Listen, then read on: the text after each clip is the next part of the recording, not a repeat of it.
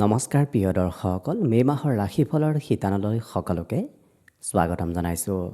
এইবাৰ মে' মাহত যিহেতু ৰবি, মঙল, শুক্ৰ এই তিনিটা গ্ৰহ খুব বলি অৱস্থাত আপোনাৰ ৰাশিচক্ৰত থাকিব, যিটো কাৰণত আপুনি কেইবাটাও ক্ষেত্ৰত ভাল ফলাফল এই মাহত লাভ কৰিব। গতিকে কোনটো ক্ষেত্ৰত কোন ফালৰ পৰা আপুনি ভাল খবৰ লাভ কৰিব সেই বিষয়ে আজিৰ ভিডিঅ'ত আপোনালোকে জানিব পাৰিব। আজি আমি কৰ্কট ৰাশিৰ ব্যক্তিসকলৰ মে' মাহত কি কি ভাল খবৰ আহিব, কোনটো ক্ষেত্ৰত গ্ৰহসমূহৰ শুভ দৃষ্টি এই মাহত থাকিব সেই বিষয়ে জনাম। গতিকে ভিডিঅ'টো শেষলৈকে চাই থাকিব। ভাল লাগিলে ভিডিঅ'টোত এটা লাইক কৰিব আৰু যদি আজি প্ৰথমবাৰৰ বাবে এই চেনেলটোলৈ আহিছে তেতিয়াহ'লে চেনেলটো ছাবস্ক্ৰাইব কৰি কমেণ্ট বক্সত জয় শ্ৰীকৃষ্ণ লিখিবলৈ একেবাৰে নাপাহৰিব। গতিকে আহক আজি ভিডিঅ'টো আৰম্ভ কৰোঁ।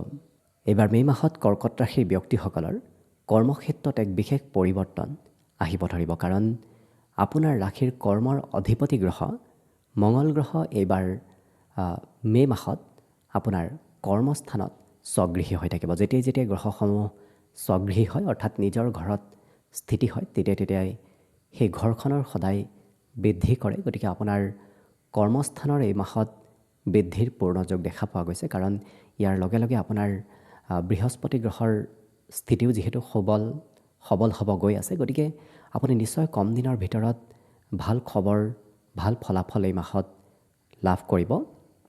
লগতে কৰ্ম আৰু শিক্ষা এই দুয়োটা ক্ষেত্ৰৰ অধিপতি গ্ৰহ হৈছে আপোনাৰ বাবে মঙল গ্ৰহ, আৰু সেই মঙল গ্ৰহ কৰ্মস্থানত স্থিতি হোৱাটো আপোনাৰ বাবে এক শুভ সংযোগদায়ক মাহ হিচাপত পৰিগণিত হ'ব।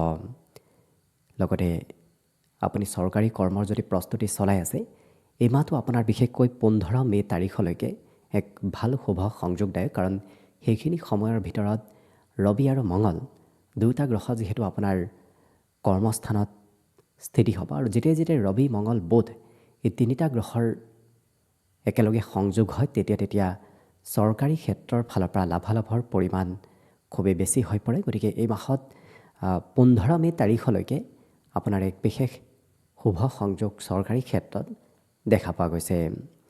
লগতে চতুৰ্থ স্থানত মঙল গ্ৰহৰ পূৰ্ণ দৃষ্টিয়ে ঘৰত আপোনাৰ ভূমি, ভৱন, বাহন এইবোৰ বৃদ্ধি কৰাৰ সম্ভাৱনা লৈ আনিব। যদি আপুনি মাটি বাৰী ক্ৰয় কৰিম বুলি ভাবি আছে, এই মাহত কৰিব পাৰে, কাৰণ এই মাহত এক বিশেষ শুভ সংযোগদায়ক মাহ হিচাপত পৰিগণিত হ'ব। ঘৰত উন্নতি প্ৰগতিৰ যুগো আহিব ধৰিব।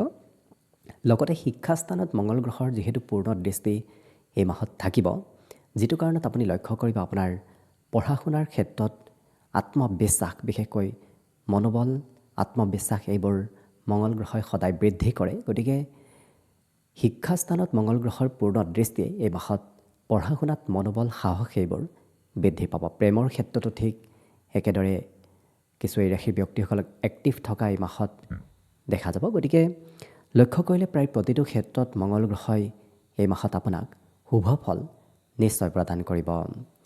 লগতে ধনৰ স্থানৰ অধিপতি গ্ৰহ হৈছে আপোনাৰ বাবে ৰবি, জন্মগতভাৱে আপোনাৰ ধনৰ অধিপতি ৰবি। গতিকে এই মাহত যিহেতু ধনৰ অধিপতি ৰবি কৰ্মস্থানত স্থিতি হ'ব, গতিকে আপোনাৰ কৰ্মৰ জৰিয়তে ধন আগমনো হ'ব, আৰু যিখিনি ধন আপুনি উপাৰ্জন কৰিব সেইখিনি ধনৰ আপুনি কিছু পৰিমাণে হ'লেও ধন হাতত সঞ্চয় কৰিব পাৰিব। গতিকে হাতত ধন, টকা পইচা এইবোৰ এই মাহত সঞ্চয় নিশ্চয় কৰিব পাৰিব। সৎ পথত আপোনাৰ ধনবোৰ এই মাহত লাগিব।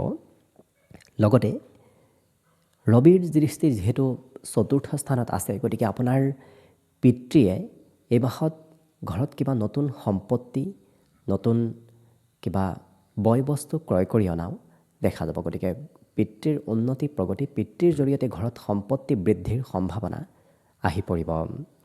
লগতে বুধ গ্ৰহ যিহেতু এই মাহত কৰ্মস্থানত থাকিব, গতিকে পূৰ্বতে কৈ অহাৰ দৰে এই মাহত বুধাদিত্যৰ ৰাজযোগ আপোনাৰ কৰ্মস্থানত সৃষ্টি হৈছে, যিটো কাৰণত আপুনি লক্ষ্য কৰিব কৰ্মত যি কৰ্মই নকৰক কিয় সেই কৰ্মত আপোনাৰ প্ৰভুত্বতা বাঢ়িব। আপুনি কৰ্মত নিজকে কিছু আত্মবিশ্বাসী আৰু নিজকে কিছু প্ৰভাৱশালী ব্যক্তি যেন অনুভৱ কৰিব পাৰিব। গতিকে সকলো ব্যক্তি আপোনাৰ কৰ্মত প্ৰভুত্বতা স্বীকাৰ কৰিব। লগতে শুক্ৰ গ্ৰহৰ স্থিতি যিহেতু এই মাহত আপোনাৰ ৰাশিৰ পৰা একাদশ স্থানত থাকিব, যিটো কাৰণত শুক্ৰ গ্ৰহই এই মাহত আপোনাক ধন টকা পইচাৰে এইবোৰ হাতলৈ আগমন কৰাব। কাৰণ শুক্ৰ গ্ৰহ হৈছে ধনৰ কাৰক গ্ৰহ, ধন ঐশ্বৰ্য সম্পত্তি এইবোৰৰ কাৰক গ্ৰহ হৈছে শুক্ৰ গ্ৰহ। যেতিয়াই শুক্ৰ গ্ৰহৰ সংযোগ একাদশ স্থানৰ সৈতে হয়, তেতিয়াই শুক্ৰ গ্ৰহই আচলতে ধন পইচা এইবোৰ আগমন কৰায়। গতিকে এই মাহত আপোনাৰ ঠিক তেনেধৰণৰ সংযোগ দেখা পোৱা গৈছে। বিশেষকৈ 14 মে' তাৰিখলৈকে শুক্ৰ গ্ৰহ আপোনাৰ ৰাশিৰ পৰা একাদশত থাকিব, যিটো স্থিতি আপোনাৰ বাবে উপাৰ্জনৰ ক্ষেত্ৰৰ ফালৰ পৰা অতিকে শুভ সংযোগদায়ক। লগতে মনত যদি কিবা আশা আছে, সেই আশাবোৰ শুক্ৰ গ্ৰহই পূৰণ কৰাব।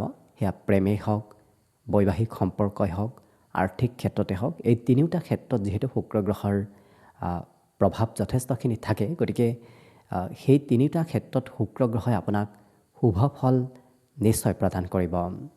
গতিকে লক্ষ্য কৰিলে প্ৰায় প্ৰতিটো ক্ষেত্ৰত শুক্ৰ গ্ৰহে আপোনাক মাহত শুভ ফল প্ৰদান কৰিব। গতিকে প্ৰায় প্ৰতিটো গ্ৰহৰ স্থিতি এই মাহত আপোনাৰ বাবে এক শুভ সংযোগদায়ক মাহ। কাৰণ কৰ্কট ৰাশিৰ ব্যক্তিসকলৰ বাবে অনাগত জুন মাহৰ 1 তাৰিখৰ পিছত যিহেতু বৃহস্পতি গ্ৰহ আপোনাৰ ৰাশিত প্ৰৱেশ কৰিব, গতিকে এক খুব ভাল সংযোগ এই বছৰত আপোনাৰ আহি আছে। গতিকে যদি আপোনালোকে আপোনাৰ অসমীয়া নৱবৰ্ষৰ সম্পূৰ্ণ বৰ্ষচক্ৰৰ ফলাফলবোৰো জানিব বিচাৰিছে, তেতিয়াহ'লে আমাৰ এই চেনেলটোৰ প্লে'লিষ্টত নতুবা এই ভিডিঅ'টোৰ শেষত গৈ আপোনালোকে আপোনাৰ নিজৰ ৰাশি অনুসৰি অসমীয়া নৱবৰ্ষৰ ফলাফলবোৰো চাই ল'ব পাৰিব। গতিকে আশা কৰিছোঁ এই মাহটো যেন সকলোৰে শুভ হওক, তাৰেই কামনাৰে আজিৰ বাবে ভিডিঅ'টো ইমানতে সামৰণি মাৰিছোঁ।